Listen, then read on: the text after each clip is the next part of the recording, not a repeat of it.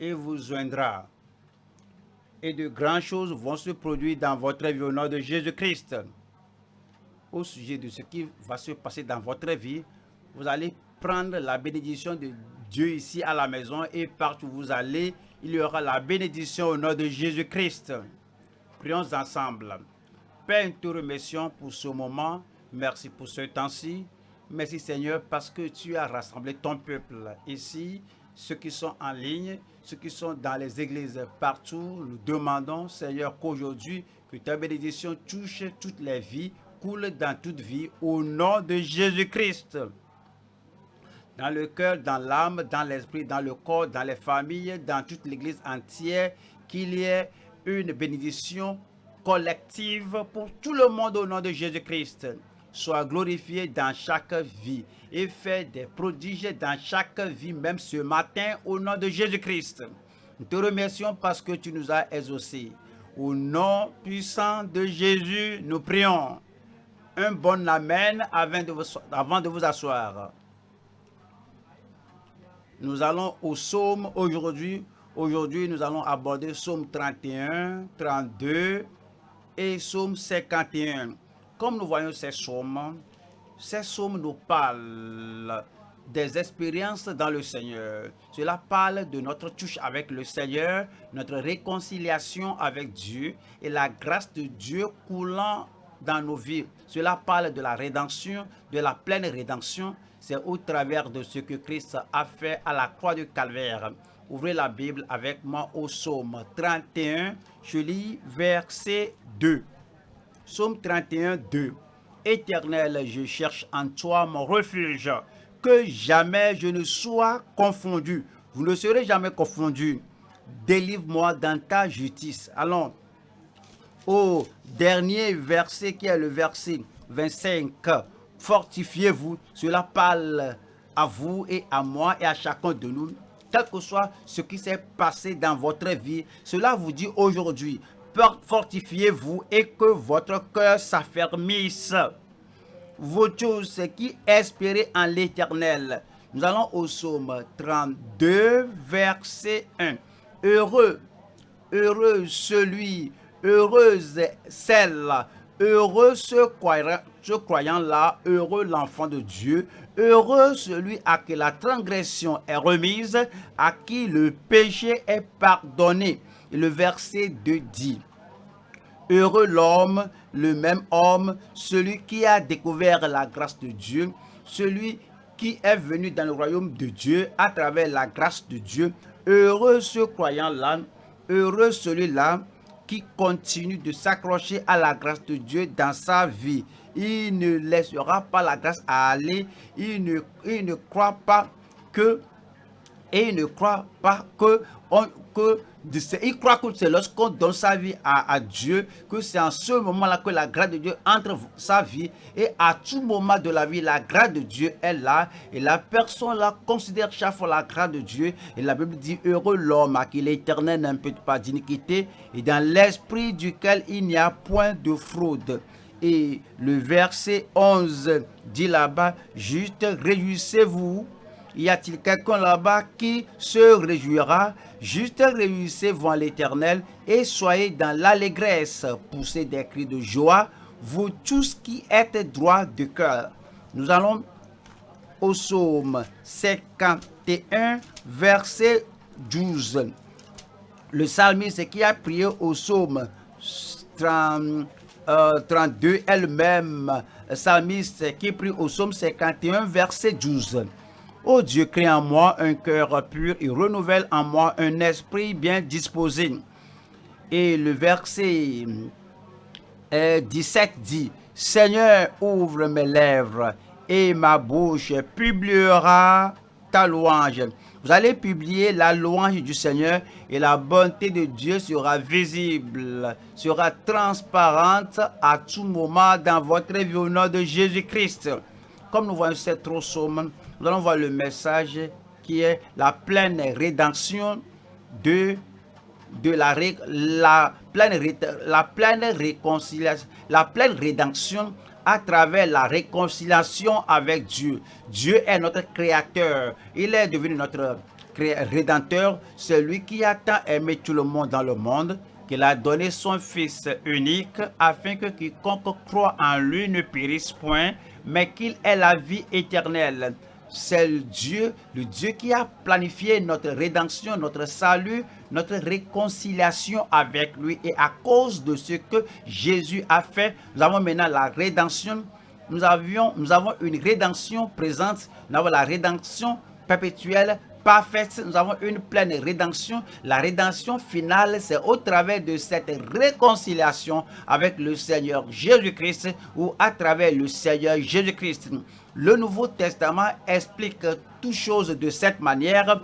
2 Corinthiens chapitre 5, 2 Corinthiens 5, verset 19, parlant de la réconciliation que nous avons, la rédemption que nous avons et la totalité de la provision de la croix, du calvaire pour vous, pour moi. Car Dieu était en Christ, réconciliant le monde avec lui-même. Tout le monde dans le monde, quiconque dans le monde, voici la voie de la réconciliation. Voici le seul chemin de la réconciliation, que le Dieu Tout-Puissant, le Dieu Saint, réconcilie l'homme pécheur dans le monde avec lui-même, et c'est dit, en n'imputant point aux hommes leurs offenses. Et il a mis en nous, en toi, en moi, la parole de la réconciliation. Verset 20 dit, nous faisons donc les fonctions d'ambassadeurs pour Christ, comme si Dieu exhortait par nous. Nous vous en supplions au nom de Christ, soyez réconciliés avec Dieu. Cela parle de ne pas imputer nos péchés, nos transgressions, notre injustice à nous, parce que c'est à travers la justice de Christ que nous sommes réconciliés avec lui. Il a mis cela sur nous. Verset 21. Celui qui n'a point connu le péché, c'est Christ le Sauveur, Christ le sacrifice, le porteur de péché, Christ l'offrande du péché. Alors celui qui n'a point connu le péché, il a fait devenir péché pour nous. C'est pas qu'il a fait devenir transgresseur pour nous, non.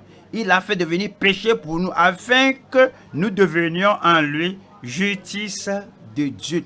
Soulignez cela. Nous, pourquoi ne pas le personnaliser, afin que je devienne en lui justice de Dieu. Maintenant, à cause de la réconciliation avec Dieu, à cause de la rédemption et à cause du salut, la conversion que nous avons, le Seigneur nous regarde et nous recrée. Il fait de nous de nouvelles personnes, la justice de Dieu en Christ, à travers Christ, à cause de Christ. Même aujourd'hui, je prie que cette expérience du véritable salut, du salut authentique, du salut incontestable, soit dans chaque vie au nom de Jésus-Christ. Je veux un bon amen. Comme nous voyons le message, la pleine rédemption à travers la réconciliation que nous avons avec le Seigneur Jésus-Christ. On a 3 points ici. Et le premier point, c'est la reconnaissance des ressources de la vie pour les saints fidèles. Devenir un enfant de Dieu, vous n'êtes plus pécheur lorsque vous avez donné votre vie au Seigneur. Le Seigneur vous donne le salut et vous donne sa justice, et vous êtes devenu, au lieu d'être pécheur, un pécheur terrible, un pécheur qui marche dans les ténèbres, maintenant vous êtes un saint de Dieu. Et il faut reconnaître les ressources de la vie que les saints de Dieu, les enfants de Dieu, les citoyens du royaume qui sont fidèles au Seigneur.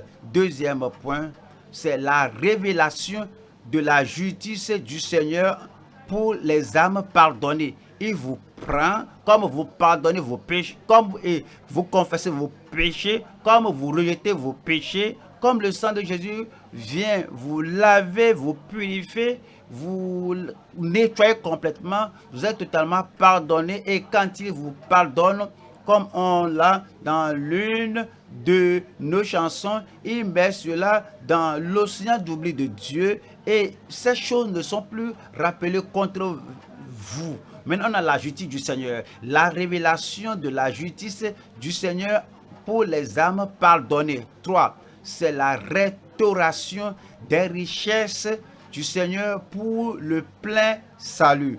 Vous devez comprendre, lorsque Adam a chuté et que Ève a chuté, l'humanité a chuté, on a perdu beaucoup de ressources, beaucoup de richesses, on a perdu beaucoup de choses provenues de la main de Dieu qui nous a créés. Toutes les promesses et les provisions, nous avons tout perdu, mais maintenant, comme nous venons à Christ, le dernier Adam, ce que nous avons perdu en Adam, il nous donne cela dans le Seigneur Jésus-Christ. Il y a la restauration, non seulement qu'il restaure votre âme, non seulement qu'il vous donne le salut, mais toutes les richesses du Seigneur, les ressources du Seigneur, les provisions du Seigneur pour le plein salut, il vous accorde, il m'accorde, il nous accorde tous la restauration des richesses du Seigneur pour le plein salut. Nous allons au premier point.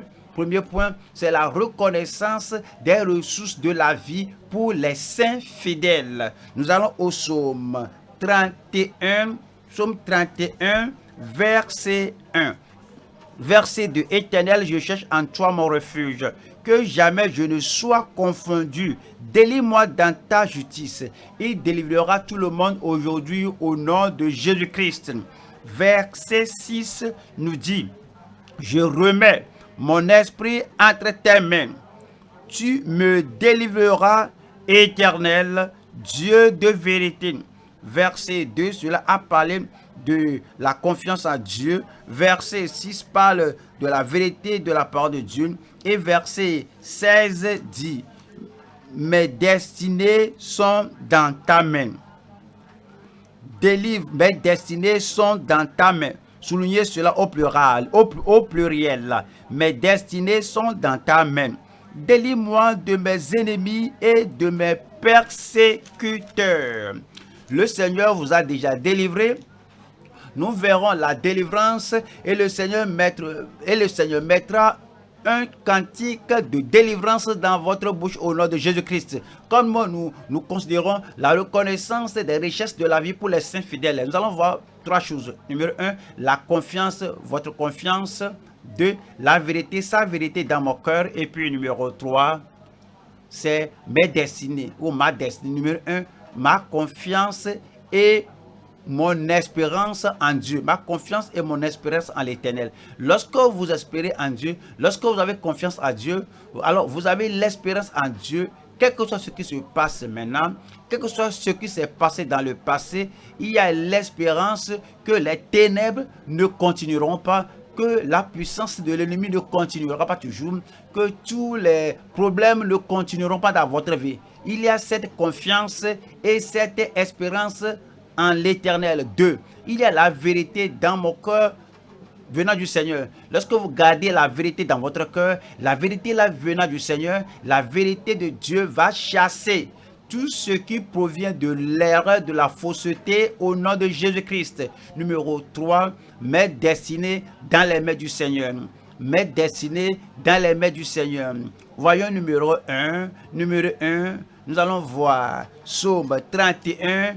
Lisons le verset 2. Psaume 31, verset 2. Éternel, je cherche en toi mon refuge.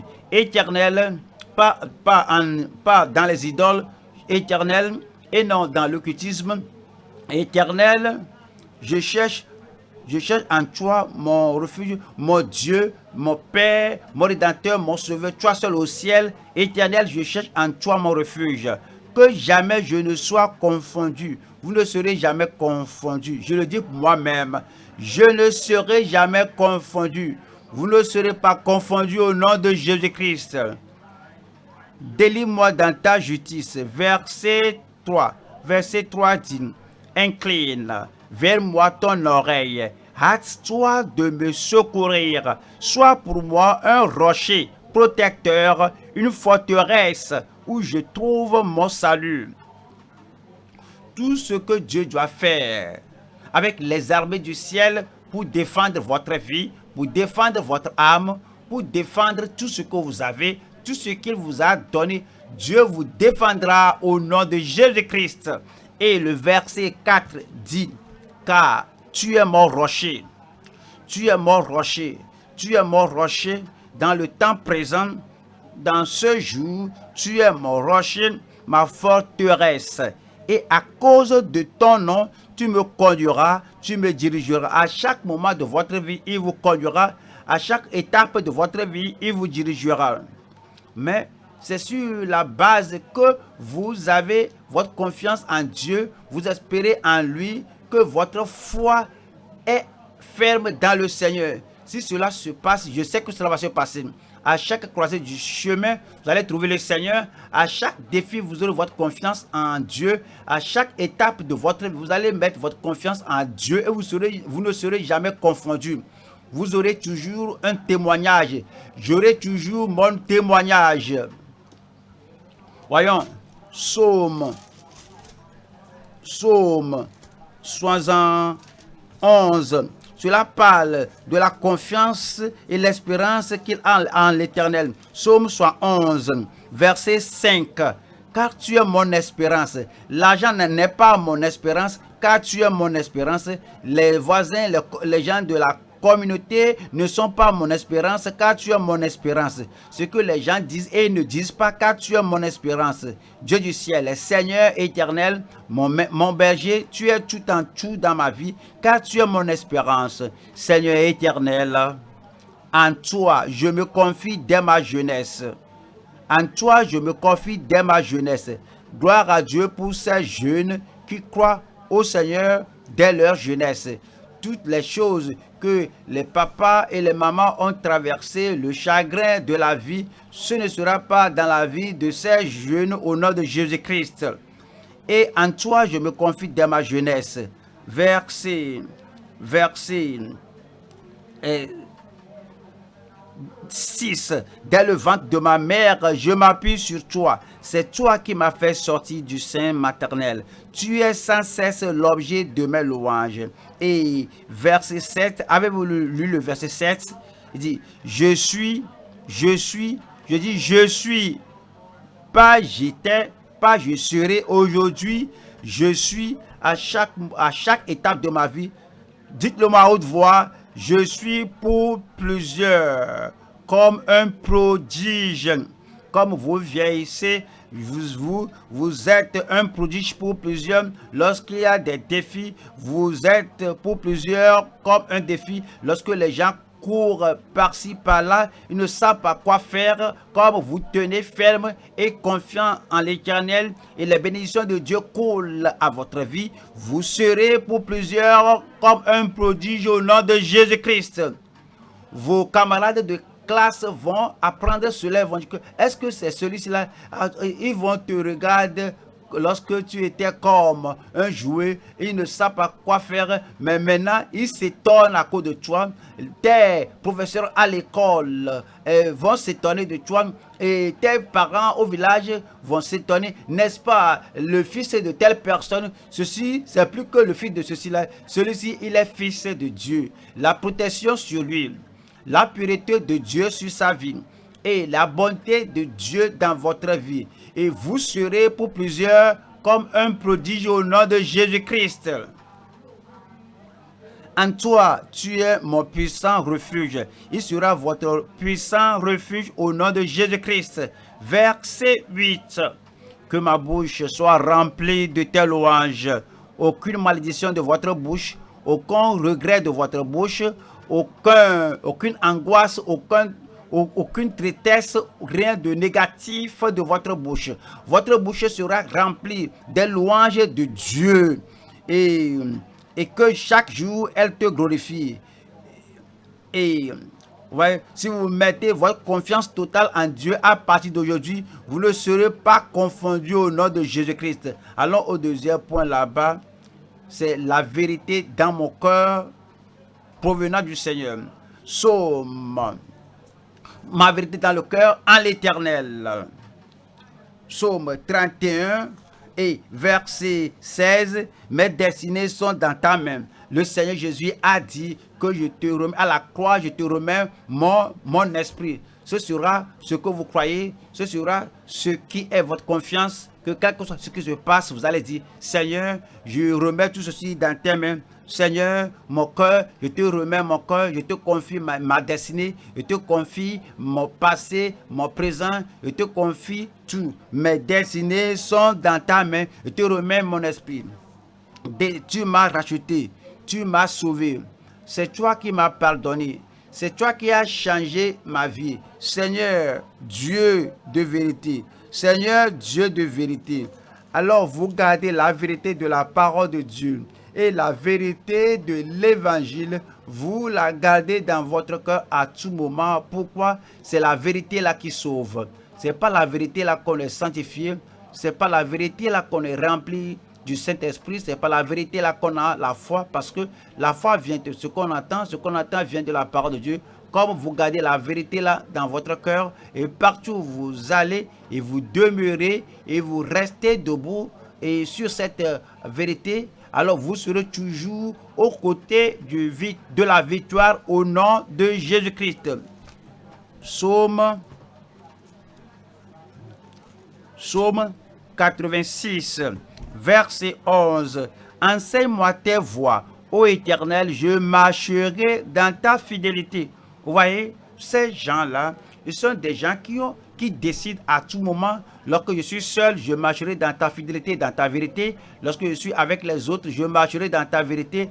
Quel que soit ce que les autres font, quel que soit ce qu'ils disent, quelle que soit la façon dont ils marchent, quelle que soit la chose par laquelle ils se conduisent, je décide que les autres pourraient, pas moi. Alors, je me tiens sur ta parole, sur ta vérité. Au temps de planifier mon mariage, je marcherai dans ta fidélité. Au temps de mariage, au temps d'avoir des enfants, alors je marcherai par la vérité. Et partout je fais, quelle que soit la décision que je prends, je marcherai par la parole de Dieu. Enseigne-moi tes voies, ô Éternel, je marcherai dans ta fidélité. Dispose mon cœur à la crainte de ton nom. Dispose mon cœur à révérer ton cœur. Dispose mon cœur à honorer ton nom. Et dispose mon cœur à chaque fois penser à toi. Si je fais cela, qu'est-ce que Dieu va dire? Et à tout moment, vous marchez, et à tout moment, vous vivez selon la parole du Seigneur. Parce que vous dites que mon cœur soit disposé. Et verset 12, là-bas dit, je te louerai. Les autres posent des questions. Pourquoi la pandémie? Pourquoi ceci et cela? Et moi, je louerai le Seigneur. Quelqu'un là-bas, je louerai le Seigneur. Je louerai le Seigneur. Il dit que en toute chose, vous allez louer le Seigneur. Je te louerai, que vous devez louer le Seigneur parce que vous devez rendre grâce à Dieu, parce que c'est la volonté de Dieu. Quel que soit ce qui se passe, le bruit que vous ne comprenez pas, y a-t-il une vue, ce qui se passe devant vous, derrière vous, ce qui se passe autour de vous, ce qui se passe dans la famille, la louange de Dieu va chasser la puissance de l'ennemi au nom de Jésus-Christ. C'est ce que Paul et Silas avaient fait. Vous n'avez pas compris, ils n'ont pas bien compris comment se fait-il que ces gens-là ont été battus. Ils nous ont vraiment battus comme si nous sommes des criminels et ils ont été jetés en prison. Il n'y a pas de lumière dans la prison, mais ils ont loué le Seigneur. Mais dans votre vie, vous allez louer le Seigneur. Vous allez, dans ma vie, je vais louer le Seigneur.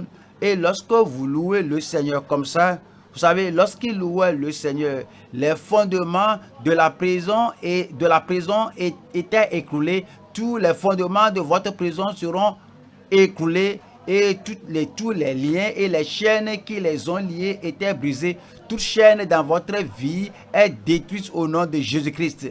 Mais vous savez, il y a des gens qui attendent, qui disent que je ne peux pas louer Dieu maintenant. Voyez ce qui se passe, voici la condition de ma vie. Mais Jésus est venu à la tombe de Lazare. Il n'avait même pas prié. Il a dit ôtez la pierre. Et tout le lieu était puant.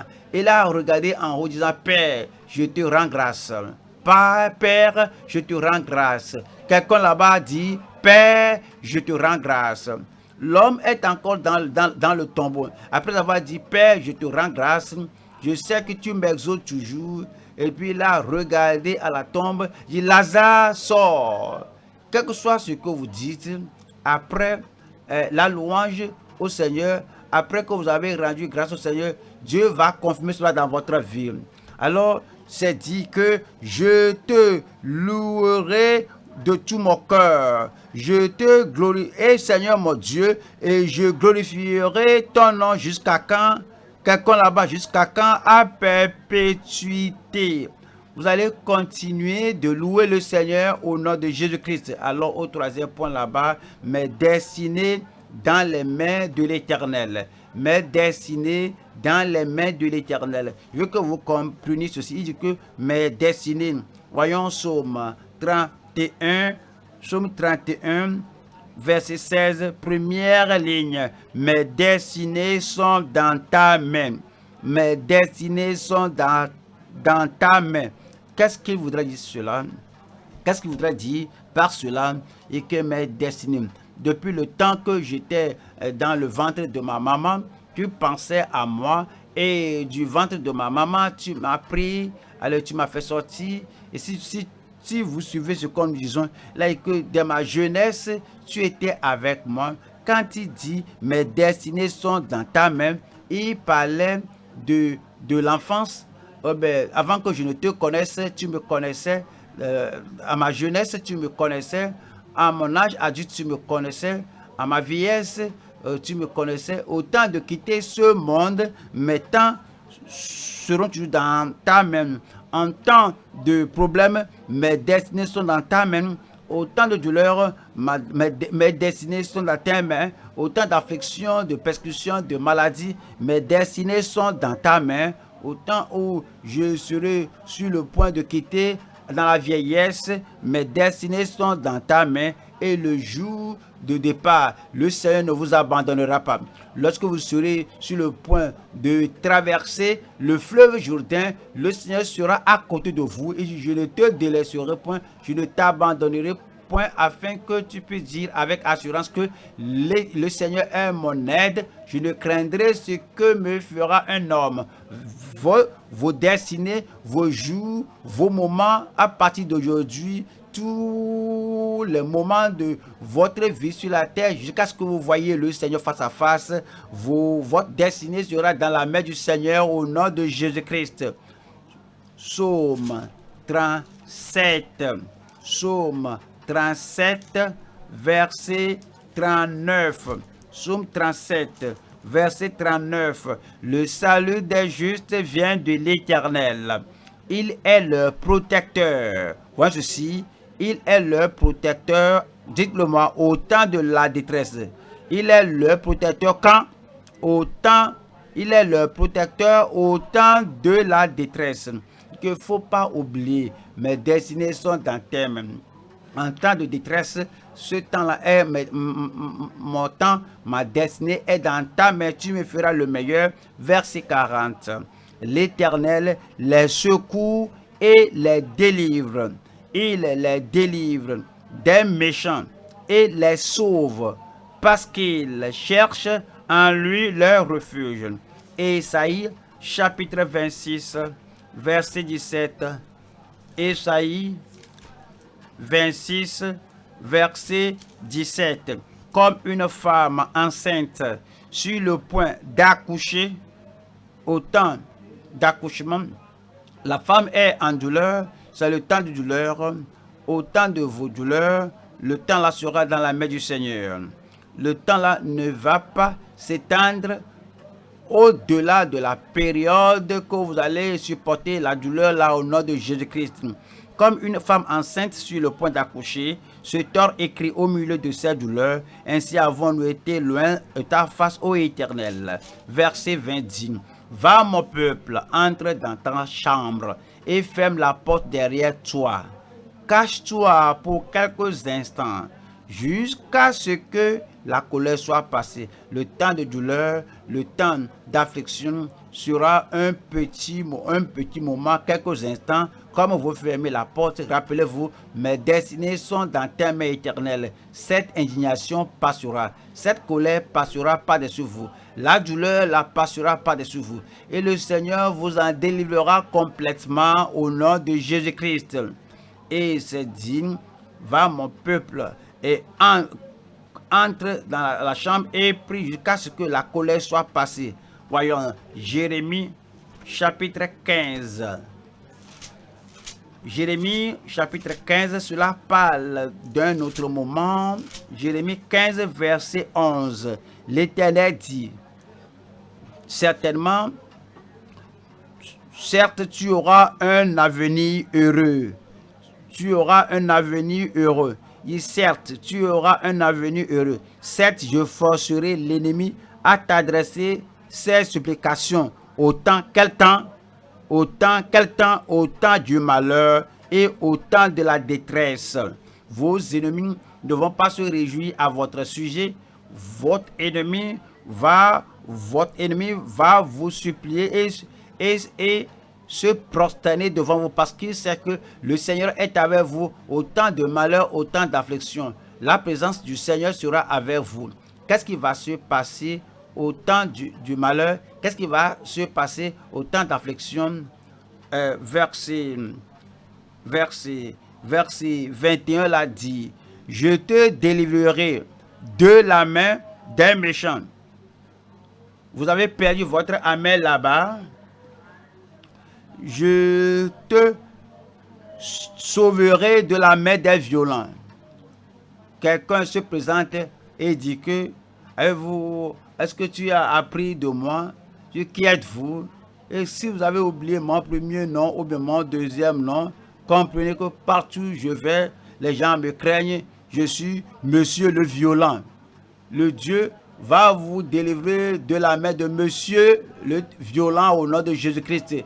Quelle que soit leur violence, quelle que soit leur terreur, quel que soit leur lieu de provenance, quel que soit ce qu'ils ont dans la main, quelles que soient les choses qu'ils jettent à vous, le Seigneur dit qu'il le fera, qu'il vous délivrera. Si Dieu dit qu'il le fera, il le fera. Je dis que le Seigneur le fera. Même aujourd'hui, le Seigneur le fera pour vous au nom de Jésus-Christ. Je te délivrerai de la main des méchants. Je te sauverai de la main des violents. Voyons, Hébreux chapitre 4. Hébreux 4, verset 16. Qui approchons-nous donc avec assurance. Comment devons-nous approcher de Dieu? Approchons-nous donc avec assurance. Comment devons-nous venir avec en temps de prière? Approchons-nous donc avec assurance du trône de la grâce afin d'obtenir miséricorde et de trouver grâce pour être secouru dans nos besoins. Tous les temps, en temps de besoin, le Seigneur lui-même va vous délivrer et le Seigneur sera avec vous. Toutes les promesses de Dieu seront oui et amen dans votre vie au nom de Jésus-Christ. Voyons Psaume 71, Psaume 71, Psaume 71 et verset 9 dit, ne me rejette pas au temps de la vieillesse. Au temps de la vieillesse, quelques-uns d'entre nous vieillissent de plus en plus. Tout le monde est plus âgé que 5 ans passés. Comme on avance en âge, le Seigneur ne vous rejettera pas. Le Seigneur ne rejettera pas votre prière. Le Seigneur ne rejettera pas vos cris au Seigneur. Le Seigneur ne vous rejettera pas au nom de Jésus-Christ. Ne me rejette pas au temps de la vieillesse. Quand mes forces s'en vont, ne m'abandonne pas.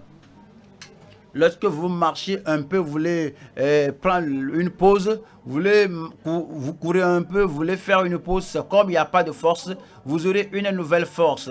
La force surnaturelle vous sera accordée. La puissance d'en haut vous sera accordée.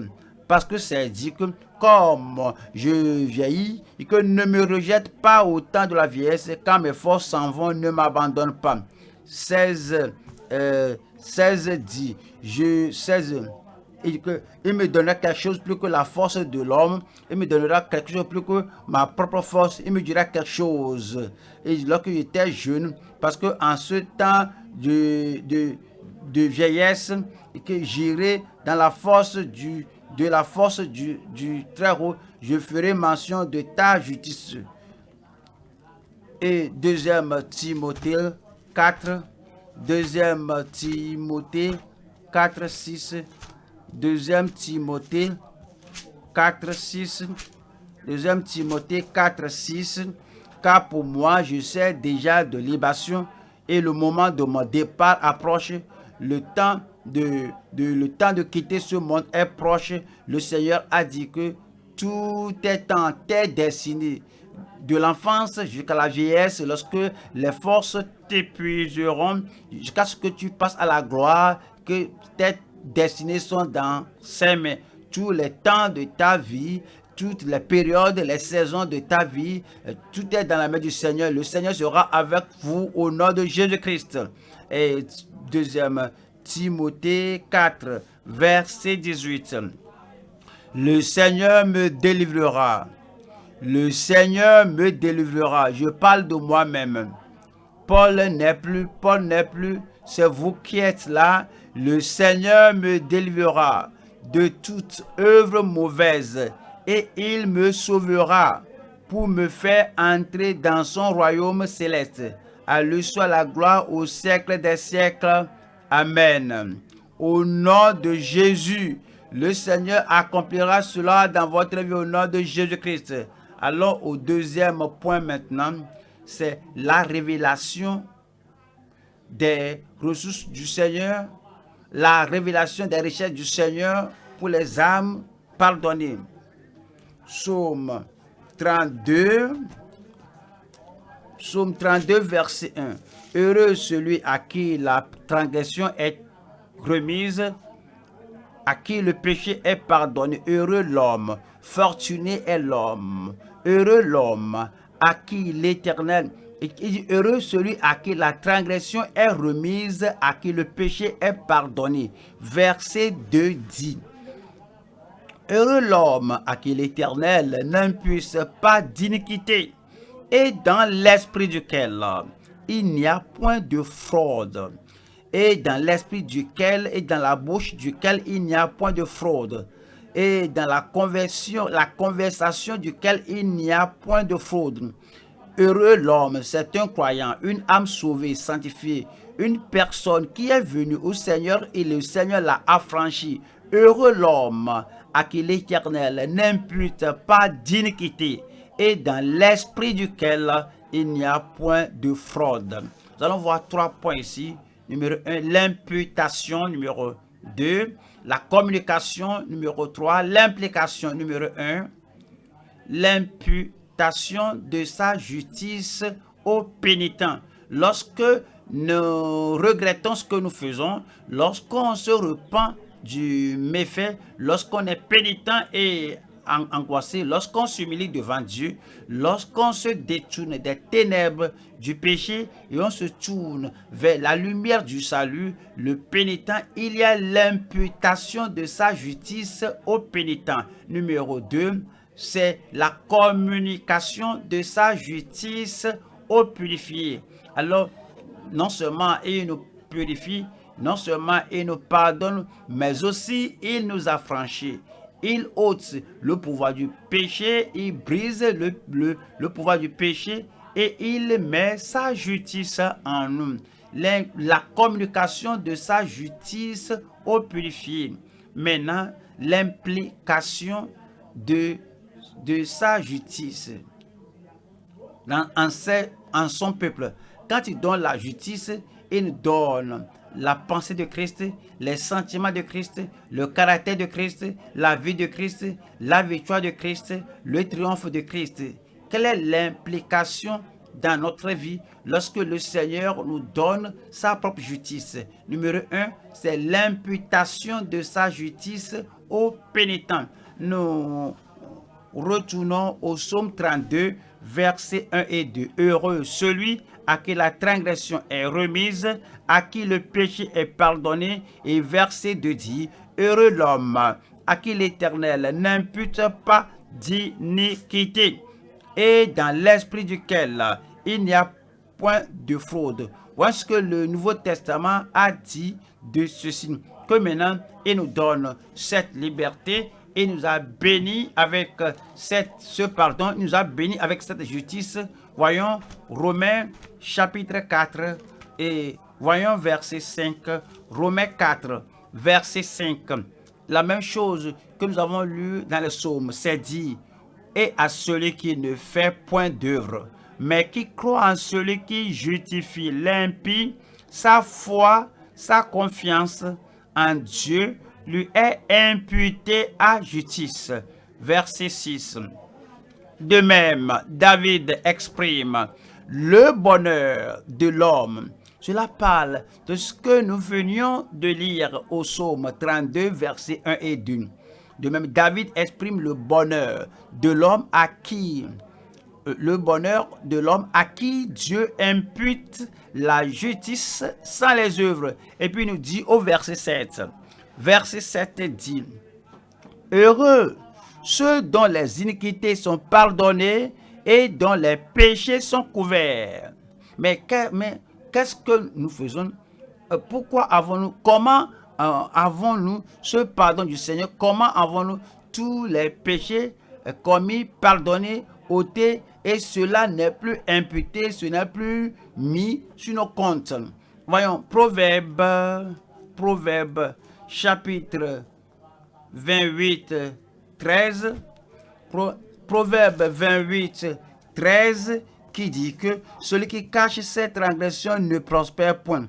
Il ne dit pas que non, Dieu va oublier. Non, tu as quelque chose à faire. Tu dois être pénitent, tu dois être repentant, tu dois détourner de tes péchés. Et lorsque tu te détournes de tes péchés, et le Seigneur va couvrir, pardonner tes péchés. Mais si tu essaies de couvrir tes péchés sans repentance, tu les caches comme Adam et Ève essaient de se couvrir avec les feuilles de figue. Alors vous prenez un autre mensonge pour couvrir l'autre péché. Mais ça dit, celui qui cache cette transgression ne prospère point, mais le pénitent ou le repentant qui dit ici, mais celui qui les avoue et les délaisse obtient miséricorde. Cela ne suffit pas de dire comme Saül, j'ai péché. La confession sans délaisser le péché n'apporte pas le pardon de Dieu. Vous ne devez pas dire comme Pharaon, j'ai péché. Vous devez confesser et abandonner, délaisser. Mais celui qui les avoue et les délaisse obtient miséricorde. Il y a la miséricorde pour tout le monde. Il y a le pardon pour tout le monde. Il y a la purification pour tout le monde. Et la puissance pour délaisser tous les péchés confessés à Dieu. Que cette puissance-là pour confesser, délaisser les péchés vous soit accordée au nom de Jésus-Christ. Ésaïe, chapitre 55, verset 6 dit, cherchez l'Éternel pendant qu'il se trouve, invoquez-le tandis qu'il est prêt. Voyons ceci, que le méchant abandonne sa voie et l'homme d'iniquité ses pensées. C'est être pénitent, c'est le faire être repentant, c'est lorsque vous êtes repentant comme ça, c'est lorsque vous repentant sincèrement de tout votre cœur, vous vous détournez de toute forme de péché. C'est dit ici que le méchant abandonne sa voie et l'homme d'iniquité ses pensées, qu'il retourne à l'Éternel qui aura pitié de lui, à notre Dieu qui ne se lasse pas de pardonner. Quelqu'un dit Amen.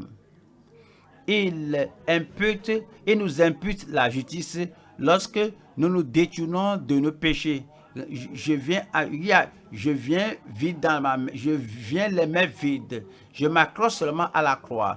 Le sang qui est versé à la croix du Calvaire est efficace pour tout le monde qui se détourne du péché pour se tourner vers le Seigneur. Et puis, il nous communique sa justice. Non seulement qu'il ôte nos péchés, mais aussi il nous donne sa justice. Retournons au psaume 32 et voyons le verset 2. Psaume 32, lisons le verset 2. Verset 2 dit, heureux l'homme à qui l'Éternel n'impute pas d'iniquité, et dans l'esprit duquel il n'y a point de fraude. Allons au Romains chapitre 4, verset 22, Romains 4, 22, Romains 4, verset 22, c'est pourquoi cela le fut imputé à justice, verset 23, mais ce n'est pas à cause de lui seul qu'il est écrit. Nous avons le d'Abraham, nous avons le de David, nous avons le d'Esaïe, nous avons lu les anciens d'autrefois, que des gens que le Seigneur a pardonné et il a ôté la présence du péché, la pollution du péché, le châtiment pour le péché et la puissance du péché, le pouvoir du péché de leur vie. Alors, c'est pour cela, ce n'est pas seulement pour eux seuls, ce n'est pas écrit pour eux seuls, c'est pour cela, c'est pourquoi cela lui fut imputé à justice. Mais ce n'est pas à cause de lui seul qu'il a écrit que cela lui fut imputé. C'est encore à cause de nous, gloire à Dieu. C'est encore à cause de nous, à cause de toi, à qui cela sera imputé, à nous qui croyons en celui qui a ressuscité des morts, Jésus notre Seigneur. Comme maintenant nous croyons au Seigneur Jésus-Christ, alors il ôte nos péchés et nous donne sa justice. Verset 25, lequel a été livré pour nos offenses et est ressuscité pour notre justification. Ressuscité pour notre justification. Il nous dit aux Romains, toujours, chapitre 6, Romains 6, voyons le verset 6 ici. Ce que Christ a fait maintenant, la communication de sa justice, et la grâce qu'il nous donne maintenant, il a rendu possible pour nous de mener une vie de justice, sachant que notre vieil homme a été crucifié avec lui, afin que le corps du péché fût détruit, que le noyau du péché soit détruit, que la puissance génératrice du péché soit détruite dans votre vie. Je n'ai pas entendu votre Amen. Que l'origine du péché, le corps du péché, que la chose qui porte le péché, qui reproduit le péché dans notre vie, que ce corps du péché soit détruit, afin que, pour que, dès que vous rencontrez le Seigneur, pour que, dès que vous êtes rachetés, pour que, dès qu'il ôte vos péchés et met sa justice dans votre corps, pour que nous ne soyons plus esclaves du péché. N'allez pas continuer avec le péché. Le péché ne va pas demeurer en vous. Cela nous dit au verset 18. 18 dit, ayant été affranchi du péché, il y a la communication, ayant été affranchi du péché, et il nous a donné sa justice. Ayant été affranchi du péché, vous êtes devenus esclaves de la justice. Esclaves de la justice. Voilà le verset 22 là-bas. 22 nous dit, mais maintenant étant affranchi du péché, 22, mais maintenant étant affranchi du péché et devenu esclave de Dieu, vous avez pour fruit la sainteté et pour fin la vie éternelle. Ça c'est pour moi. Je dis ça c'est pour moi. Que cela vous soit communiqué au nom de Jésus-Christ. On a vu l'imputation de la justice. Alors, et il a compté sa justice sur notre compte. Alors, il a mis cela sur notre compte. C'est un grand échange. Il a ôté nos péchés de nous. Lui qui n'a pas comme le péché, il nous a transféré sa justice. C'est l'imputation. Et puis, il a mis la communication. Il a fait de nous des gens justes à cause du sacrifice à la croix. Alors, quelle en est l'implication? Alors, il y a l'imputation, il y a la communication et venir ensemble dans le croyant. Quelle est maintenant l'implication? Retournons maintenant au psaume 32 et voyons la deuxième partie du verset 2. Psaume 32, deuxième partie du verset 2, qui dit « Et dans l'esprit duquel il n'y a point de fraude. Et dans l'esprit duquel il n'y a point de fraude.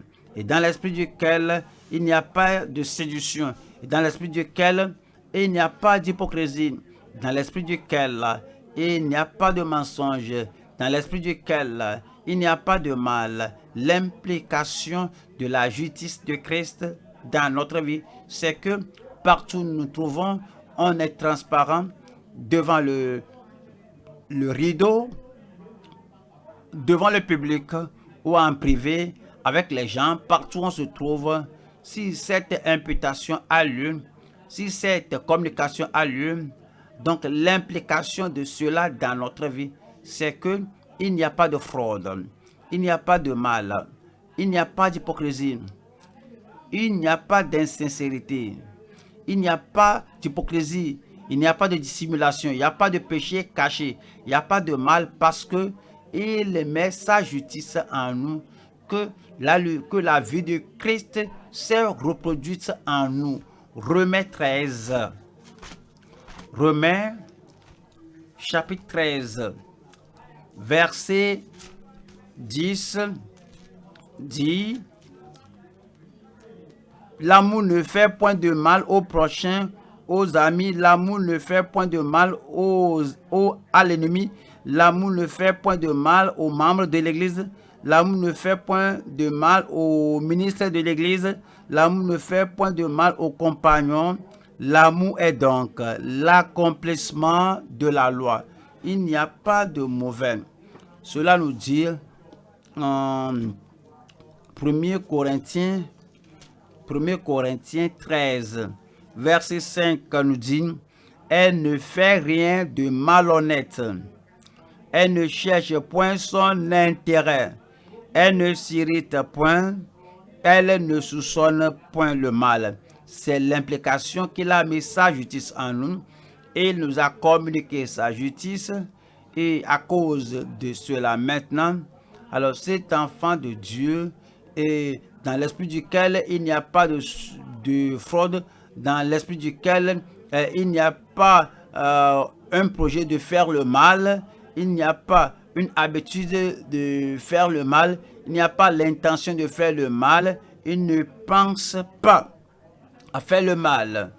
C'est l'implication, voyons, 1 Pierre 3, 1 Pierre 3, 10, 1 Pierre chapitre 3, verset 10, qui dit: si quelqu'un en effet veut aimer la vie, si quelqu'un en effet veut aimer la vie éternelle, si quelqu'un veut aimer la vie spirituelle, si quelqu'un veut aimer la vie éternelle, la vie en son meilleur, si quelqu'un en effet veut aimer la vie et voir des jours heureux, qu'il préserve sa langue du mal, regardez ceci, et ses lèvres des paroles trompeuses. Dans son cœur, il n'y a pas de tromperie, dans son esprit, il n'y a pas de tromperie, dans son habitude, il n'y a pas de tromperie, dans ses discussions avec quelqu'un, il n'y a pas de tromperie, dans son intention, dans tout ce qu'il dit, tout ce qu'il fait, il n'y a pas de tromperie.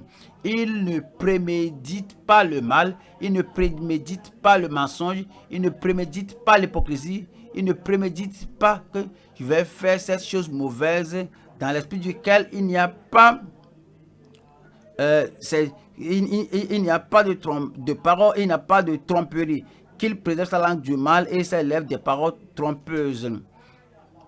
Et Apocalypse nous envoie ceux qui suivent le Seigneur, les gens qui ont la justice de Christ qui leur est communiquée, les gens qui ont la justice de Christ communiquée à eux, et ils ont l'implication de cela dans leur vie. Aucun mal, aucun péché, ils sont irrépréhensibles.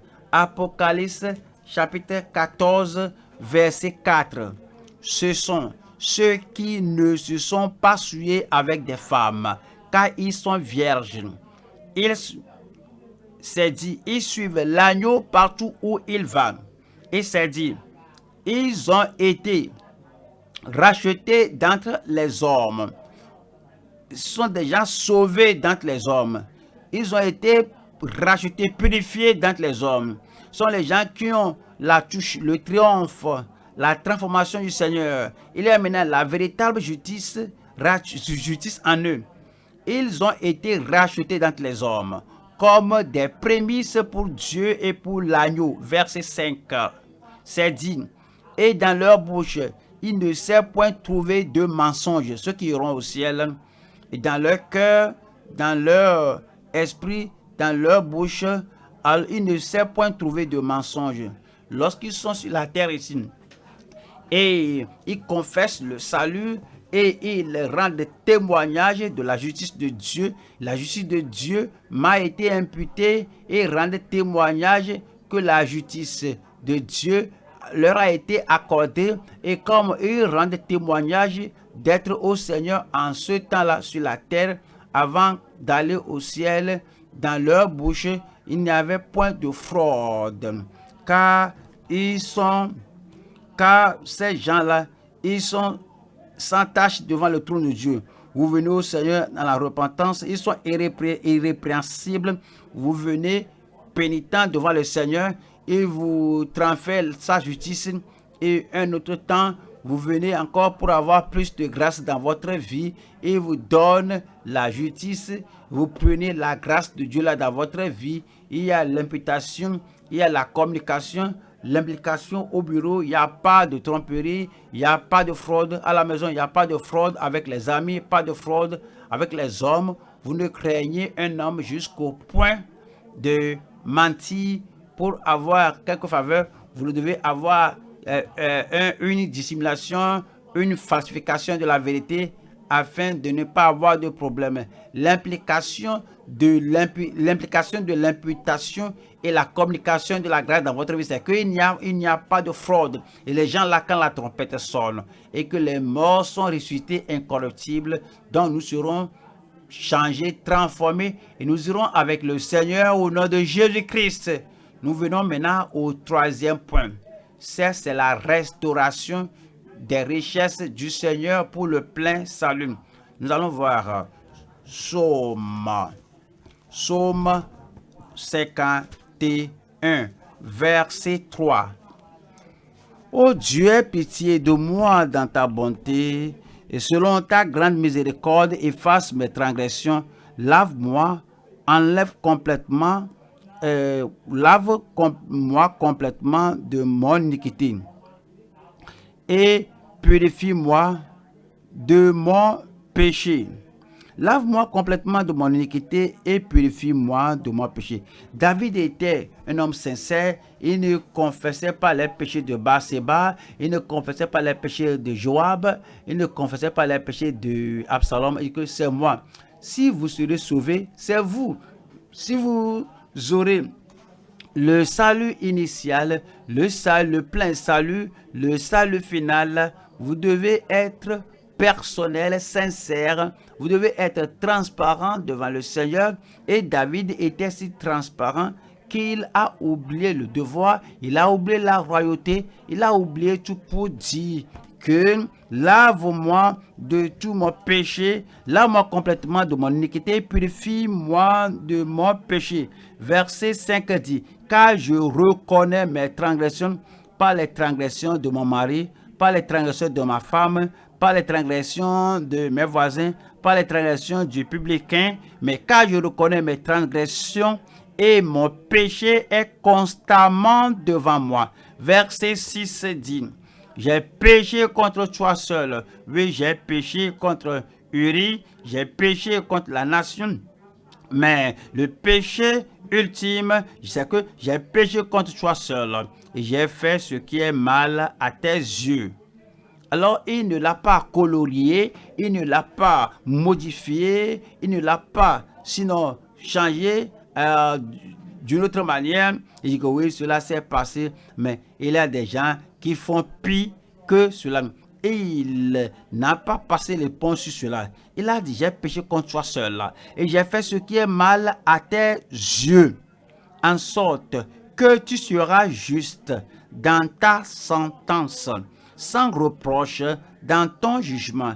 Et le verset 7 dit, voici, je suis né dans l'iniquité. Et au fait, et comme la dépravation est toujours là, c'est comme la nature du péché est toujours là.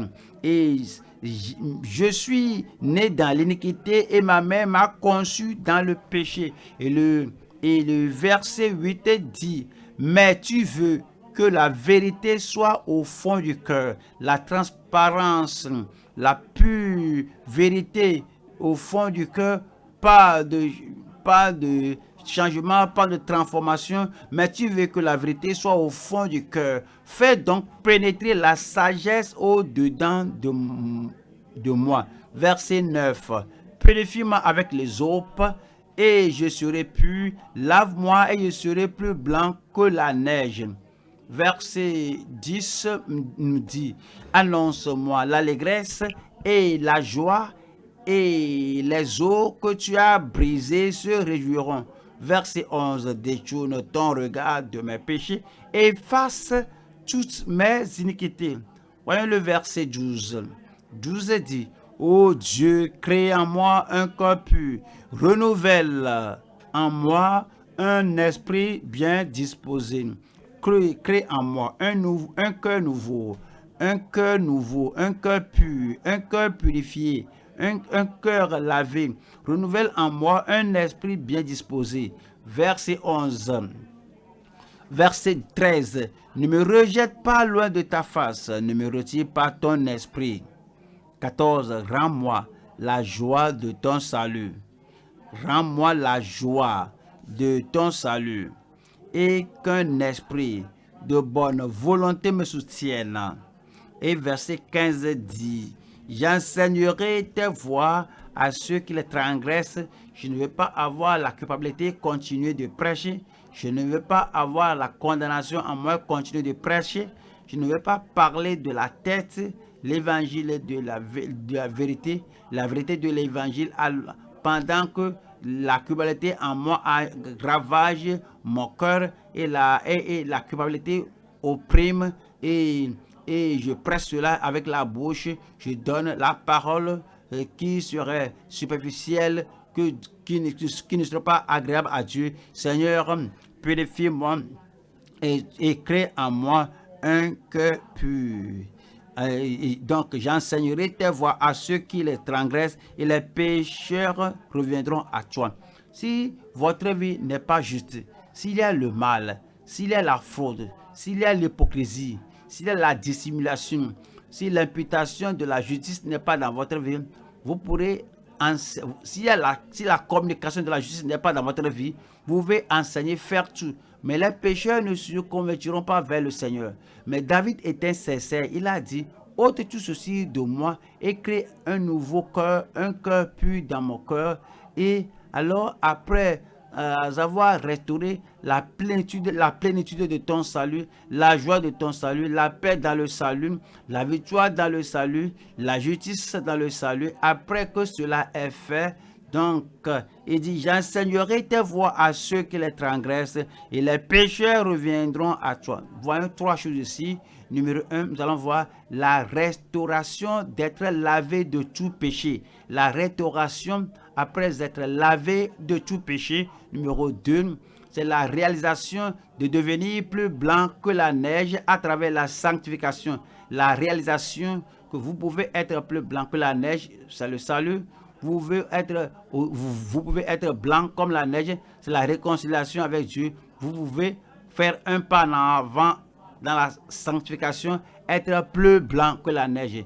Il vous lave, il vous nettoie, il vous perfectionne. Vous êtes plus blanc que la neige à travers la sanctification. Et puis, il y a le recouvrement des merveilles illimitées de ton esprit. Et numéro 1, alors nous lisons Psaume 51, verset 3 et 4. Ô Dieu, aie pitié de moi dans ta bonté. Ce n'est pas le salut, ce n'est pas par mérite, le salut n'est pas par les bonnes œuvres, ce n'est pas par l'argent qu'on donne, c'est ici par la miséricorde de Dieu. Ô Dieu, aie pitié de moi dans ta bonté. Selon ta grande miséricorde, efface mes transgressions. Lave, verset 4, lave-moi complètement de mon iniquité et purifie-moi de mon péché. Et cela nous dit en Ésaïe Ésaïe chapitre 1, 16. Ésaïe 1, 16. Ésaïe 1, 16. Lave-moi, lavez-vous, purifiez-vous, ôtez de devant mes yeux la méchanceté de vos actions. Cessez de faire le mal. 17. Apprenez à faire le bien. Recherchez la justice. Protégez l'opprimé. Faites droit à l'orphelin. Défendez la veuve. 18. Venez et plaidons, dit l'Éternel. Après la repentance, après la pénitence, après avoir confessé, délaissé les péchés, après avoir regretté et d'avoir commis le péché, après avoir la contrition, après avoir dit au Seigneur que je ne vais plus continuer dans ce péché, à chaque étape de ma vie sera donnée à t'honorer. Après cela, venez plaidons, dit l'Éternel. Si vos péchés sont comme le cramoisi, ils deviendront blancs comme la neige. Le salut. Ils deviendront blancs comme la neige. C'est le salut. S'ils sont rouges comme la pourpre, ils deviendront comme la laine. Voyons, 1 Corinthiens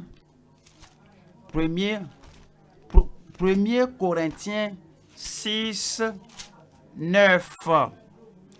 Ne savez-vous pas que les injustes n'hériteront point le royaume de Dieu? Quelle que soit notre profession, notre témoignage, quel que soit ce que nous disons, je suis sauvé, rempli du Saint-Esprit, je suis devenu ceci et cela. La vie, c'est ce qui importe. Ce qui sort de votre caractère, c'est ce qui importe. Ne savez-vous pas que les injustes n'hériteront point le royaume de Dieu? Ne vous y trompez pas, ni les impudiques, ni les idolâtres, ni les adultères, ni les efféminés, ni les infâmes, ni les voleurs, ni les cupides. Il y a des gens qui volent de l'argent, il y a des gens qui volent des vêtements, d'autres volent la position, d'autres volent l'autorité qui appartient aux autres. Ni les voleurs, ni les cupides, ni les ivrognes, ni les outrageux, ni les ravisseurs n'hériteront le royaume de Dieu. Voyons la beauté d'être lavé, d'être purifié et d'être régénéré. Verset 11. Et c'est là ce que vous étiez, quelques-uns de vous, mais vous avez été lavés. Mais vous avez été lavés. La restauration, la régénération, le salut qui vient comme on est lavé de tous nos péchés. Tite 3, verset 5, Tite 3, verset 5 dit, « Il nous a sauvés non à cause des œuvres de justice que nous aurions faites, mais selon sa miséricorde, il nous a sauvés par le baptême de la régénération, c'est le salut, par le baptême de la régénération, c'est la rédemption, par le baptême de la régénération, c'est le temps que nous sommes venus au Seigneur et il a ôté nos péchés. Alors, sans nous imputer notre injustice, mais maintenant, il ôte tout par le baptême de la régénération et le renouvellement du Saint-Esprit. Et le verset 6, qu'il a répandu sur nous avec abondance par Jésus-Christ notre Sauveur. Et verset 7 dit, afin que justifié par sa grâce, et nous regarde après nous avoir pardonné, après nous avoir imputé la justice, et nous regarde comme si on n'a jamais péché, après la repentance, après la foi en Christ, après la purification, après être lavé, après que l'Esprit de Dieu rend témoignage à notre esprit, et que nous sommes un enfant de Dieu, on est justifié. Les choses du passé, les péchés du passé sont pardonnés, oubliés. C'est-à-dire que, afin que justifiés par la grâce, nous devenions en espérance héritiers de la vie éternelle.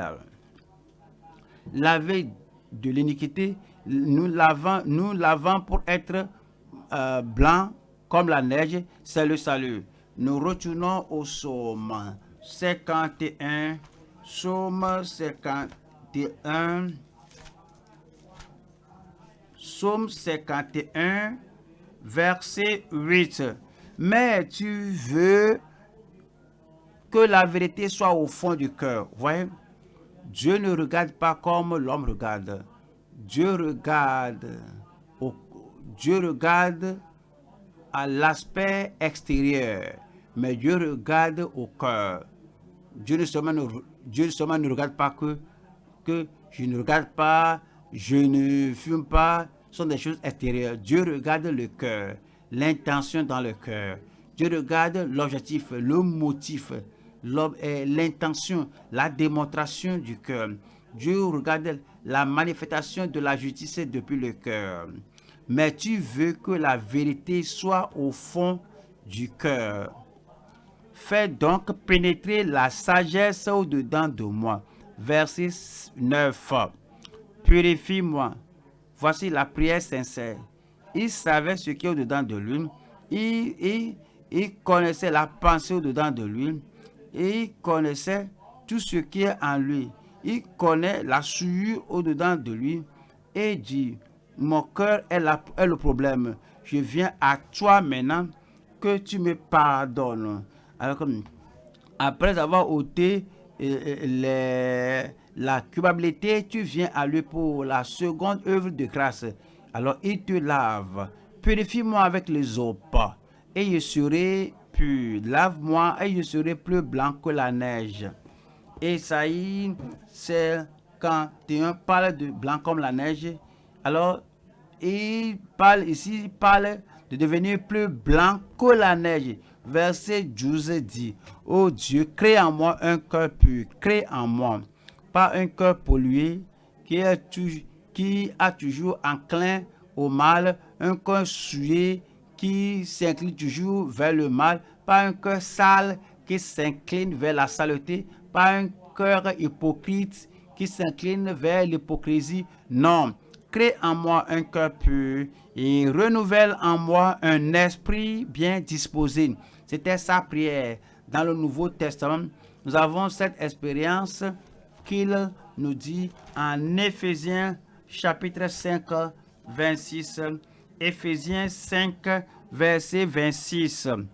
Afin de la sanctifier par la parole, après l'avoir purifiée par le baptême d'eau. 27. Afin de faire paraître devant lui cette église glorieuse, sans tache, une église glorieuse, un saint glorieux, une assemblée glorieuse, un chrétien glorieux dans une église glorieuse, un chrétien sanctifié dans une église préparée pour l'enlèvement. Il nous sanctifie, il ôte la nature adamique de nous. Ce n'est pas seulement la sanctification sur le papier, ni la sanctification en doctrine, mais la sanctification par expérience, afin de faire paraître devant lui cette église glorieuse, sans tache ni ride. C'est la marque de l'ancien homme, du vieil homme. Lorsque l'homme vieillit, on voit les rides apparaître. Et Paul donne l'illustration des rides d'un vieil homme. Mais lorsque je suis perfectionné, parfait, purifié, sanctifié, lorsque je passe par le sang de purification, le sang purificateur la seconde fois après le salut, que il me rendra un chrétien glorieux faisant partie de l'église glorieuse, sans tache, ni ride, ni rien de semblable, mais sainte et irrépréhensible. Le Seigneur l'accomplira dans nos vies, dans votre vie, dans ma vie et dans la vie de chacun de nous au nom de Jésus-Christ. Non seulement nous allons le prêcher, nous allons le posséder, non seulement nous allons le déclarer, nous allons le démontrer. Non seulement nous allons le dire que notre église prêche la sainteté, notre église déclare la sainteté, mais nous allons démontrer cela partout et à tout moment et dans toutes nos actions, que ce soit à l'église, dans la famille, que ce soit avec les voisins ou au bureau. Nous allons démontrer cette sainteté que nous déclarons sur le pupitre au nom de Jésus-Christ. Parce qu'il y a la réalisation, il y a l'expérience de devenir plus blanc que la neige à travers la sanctification. Au fait, C'est ça qui nous prépare pour le ciel. Voyons, 1 Thessaloniciens 5, 1 Thessaloniciens 5, 22. Cela dit, abstenez-vous de toute espèce de mal. Tout ce que vous faites, peut-être vous dites que ce n'est pas mal, ce n'est pas mauvais, mais les autres le voient cela, que cela paraît être mauvais, cela paraît être l'hypocrisie, une dissimulation, cela paraît être une iniquité, cela paraît être une chose mauvaise. Abstenez-vous de toute espèce de mal. Verset 23. Que le Dieu de paix vous sanctifie comment? Lui-même tout entier. Que le Dieu de paix vous sanctifie lui-même tout entier, parfaitement, entièrement, et que tout votre être, l'esprit, l'âme et le corps soient conservés comment? Dites-le moi, soient conservés irrépréhensibles lors de l'avènement de notre Seigneur Jésus-Christ. Peut-il le faire? Il dit, va-t-il le faire? Verset 24 dit, celui qui vous a appelé est fidèle et c'est lui qui le fera. Celui qui vous a appelé est fidèle et c'est lui qui le fera. Et il le fait et nous rend prêts pour l'avènement du Seigneur. Il nous rend prêts pour l'enlèvement. Apocalypse 19, verset 7. Réjouissons-nous et soyons dans l'allégresse et donnons-lui gloire, car les noces de l'agneau sont venues et son épouse s'est préparée. Son épouse s'est préparée. Elle s'est préparée, lavée plus blanc que la neige, sauvée, sanctifiée, purifiée et rendue parfaite. Et son épouse s'est préparée. Et verset 8 dit, et il lui a été donné de se revêtir d'un fin lin éclatant pur, car le fin lin, ce sont les œuvres justes des saints. Le Seigneur, que le Seigneur l'accomplisse dans nos cœurs, dans nos vies, dans nos membres, dans nos ministres, au nom de Jésus-Christ. On revient au psaume 51, psaume 51, verset 12. Crée en moi un cœur pur, ô Dieu, après le cœur pur, renouvelle en moi un esprit bien disposé. Ô Dieu, crée en moi un cœur pur, renouvelle en moi un esprit bien disposé. Le Saint-Esprit est l'esprit bien disposé. Le Saint-Esprit est un esprit de justice. Le Saint-Esprit est un esprit de réveil. Le Saint-Esprit est un esprit qui nous conduit en bonne direction, qui nous dirige en bonne direction, et toutes les décisions que nous prenons, alors c'est par le bon esprit qui nous conduit à la bonne direction. Renouvelle en moi un esprit bien disposé. Et puis nous dit au verset 13, ne me rejette pas loin de ta face, ne me retire pas ton Esprit Saint, ne me retire pas ton Esprit Saint. La puissance du Saint-Esprit, la possibilité dans le Saint-Esprit, les provisions du Saint-Esprit, le courage et la force dans le Saint-Esprit, la perception du Saint-Esprit et l'épine dorsale et la position du Saint-Esprit, tout ce que le Saint-Esprit donne, donne-moi cela encore, afin que je sache que le Saint-Esprit me remplisse, me sature et fait de moi l'homme, le ministre, le roi que je dois être. C'est dit, ne me retire pas ton Esprit Saint. 14. Rends-moi la joie de ton salut et qu'un esprit de bonne volonté me soutienne. Fortifie-moi, rends-moi ferme, aide-moi à continuer d'être ferme. Le recouvrement des merveilles illimitées de l'esprit. Comprenez, quand on est sauvé par l'Esprit de Dieu. Il rend témoignage à notre vie. Quand on est sanctifié, l'Esprit de Dieu a sa part dans cette sanctification. Quand on est rempli du Saint-Esprit, enveloppé dans le Saint-Esprit, l'Esprit de Dieu a son rôle là-bas. Quand il nous conduit, nous dirige et commence à accomplir le ministère de l'Esprit en nous, le Saint-Esprit s'y engage Voyons Jean 3, verset 5. Jean 3, 5. Jésus lui répondit, en vérité, je te le dis, si un homme ne naît de nouveau, il ne peut voir le royaume de Dieu. Au verset 5 plutôt, en vérité, je te le dis, si un homme ne naît d'eau et d'esprit, il ne peut entrer dans le royaume de Dieu.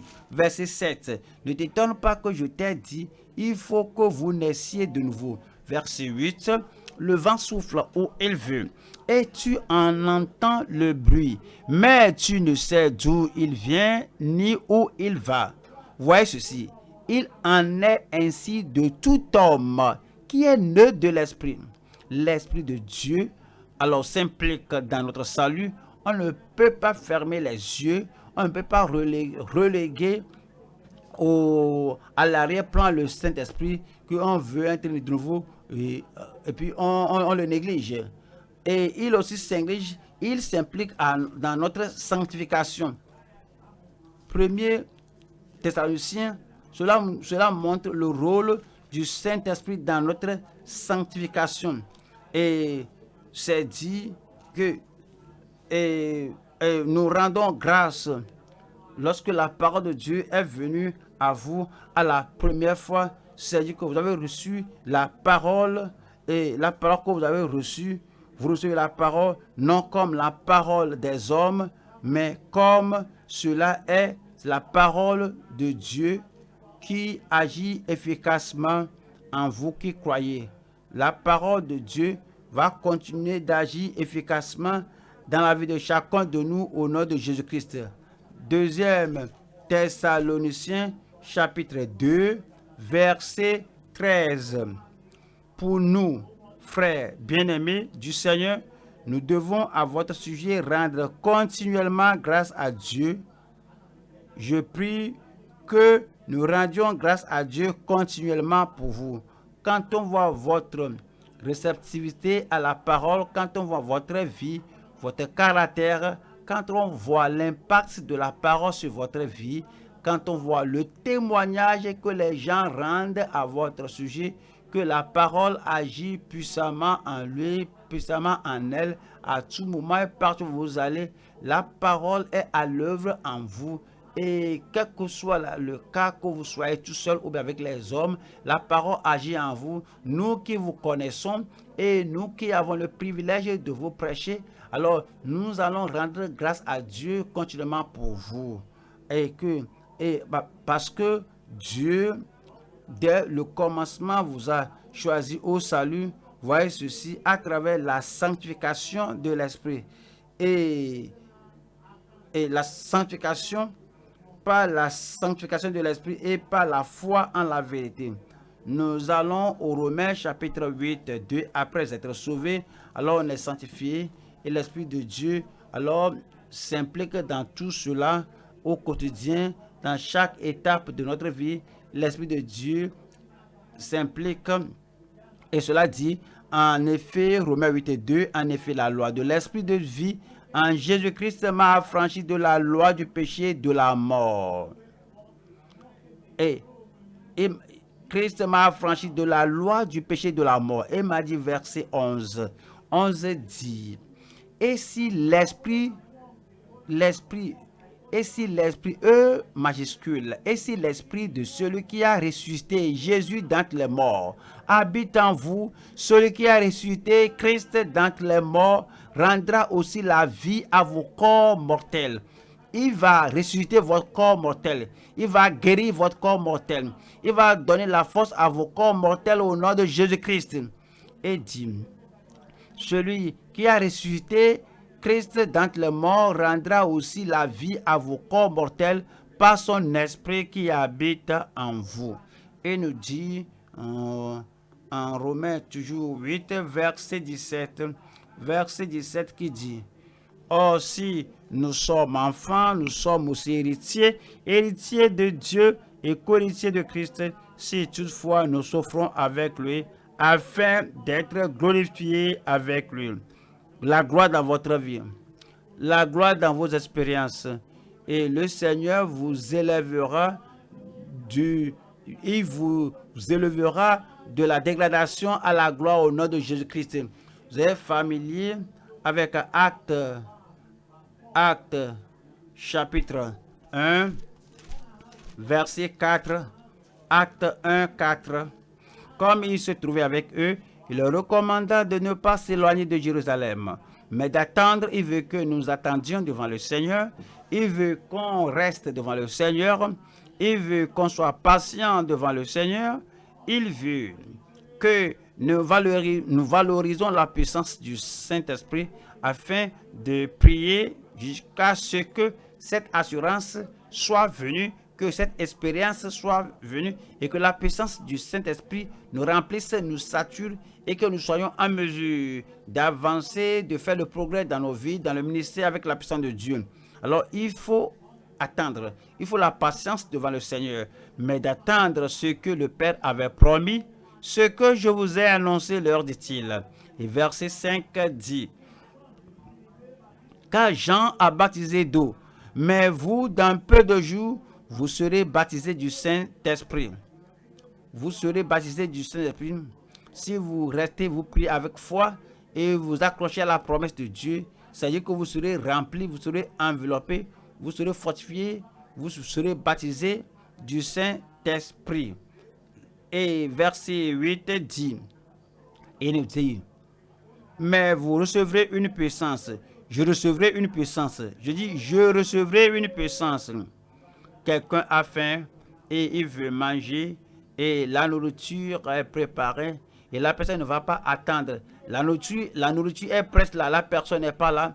Il va affamé avant de revenir, la nourriture est déjà à manger.